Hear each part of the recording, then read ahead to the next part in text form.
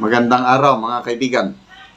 Ito, pag-usapan natin ang post ng News 5 tungkol sa pahayag ng gobyerno, pahayag ng palasyo na huwag daw tayong mabahala.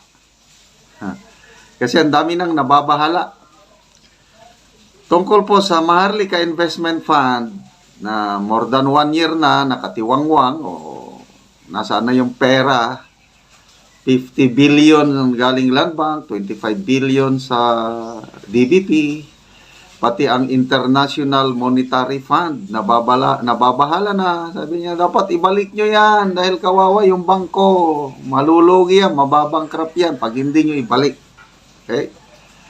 Hindi basta-basta nakikialam ang International Monetary Fund pag wala silang nakikitang danger. Oh. So, dahil dito, yun, defensive na ang palasyo. Nagpapaliwanag na ang taong bayan, wag daw tayong mabahala. Yung pera natin, yung 50 billion, nandyan lang daw.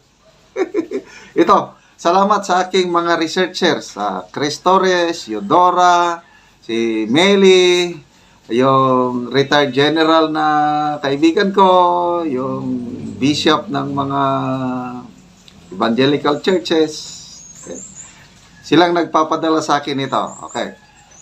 Sabi, paniniguro ng Land Bank, walang dapat ikabahala sa paglipat nito ng 50 billion sa kontrobersyal na Maharlika Investment Fund at iginiit na financially stable pa rin ito. Okay. Dagdag ng bangko na pinapatakbo ng gobyerno, nalampasan pa nito ang 10% na minimum required capital adequacy ratio o CAR ng Bangko Sentral ng Pilipinas. Sinusukat ng CAR ang financial health ng isang bangko. Paliwanag ng following, ito na yung statement ng Land Bank. Hindi, PNC pala. Philippine News Agency. Following the 50 billion seed capital allocation to the MIF in September 2023, Land Bank's CAR stood at 16.2% remaining comfortably above regulatory requirements. 16.2. Okay. Ano yung 10%? Ito yung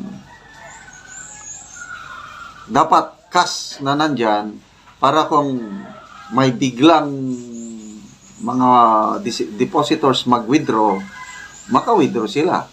So I think ang CAR ng Land Bank is 10 billion. That's 10%. So sinasabi nila 16%.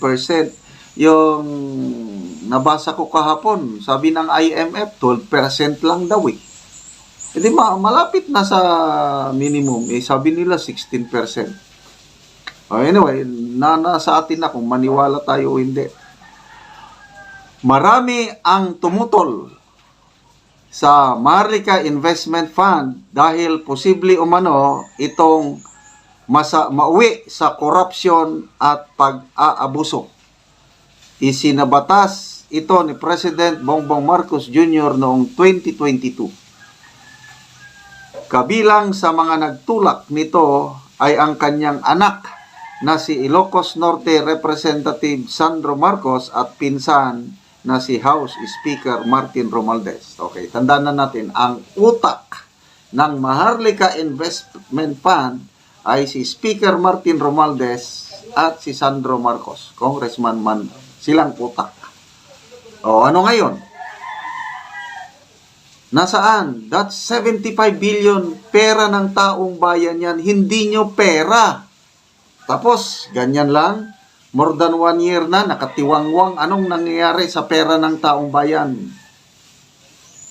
Bilyones. Ang daming naghihirap.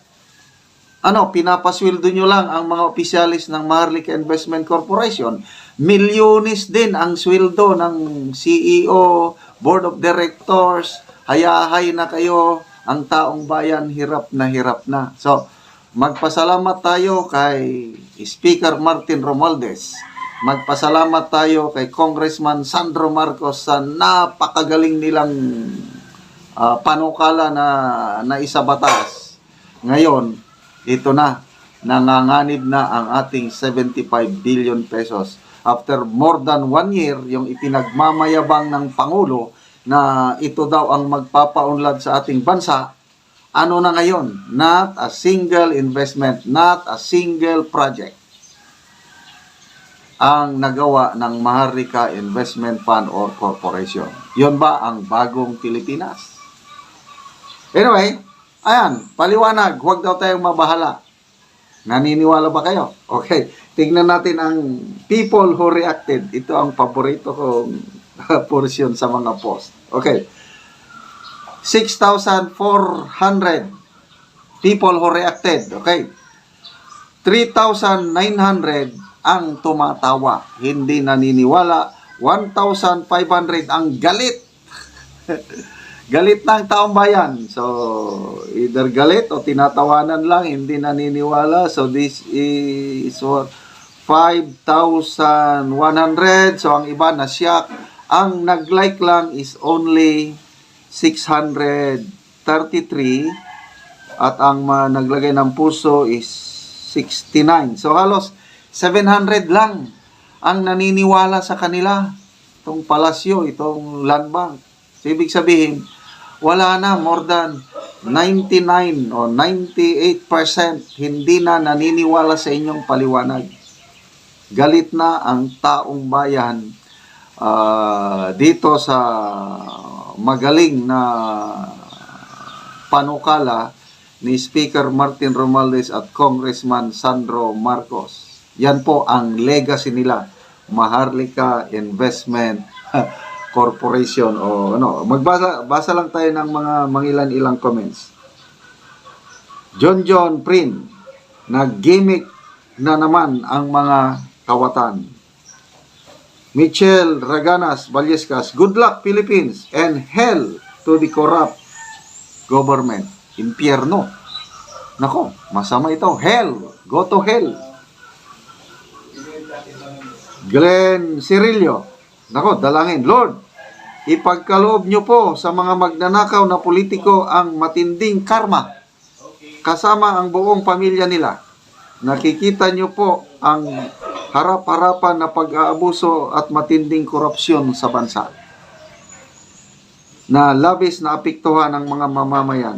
Higit po kayo makapangyarihan sa lahat, huwag nyo po hayaan manaig ang ganitong politiko na namumuno sa bansa. Nako, masama ito. Nagdasal na siya na karmahin itong mga buhayang politiko. Japet Babak, at ang may sabi nito yung nasa Malacanang na sinungaling. Sabi ko nga Land Bank nagsasalita, kailang palasyo ang nag-utos magpaliwanag. Mahinlaw Banaban, weak leader ka nga. Bumoto pa naman ako sa iyo para madali mong makuha. Rodel Paderes, correct, walang kabusugan sila. Okay, anyway,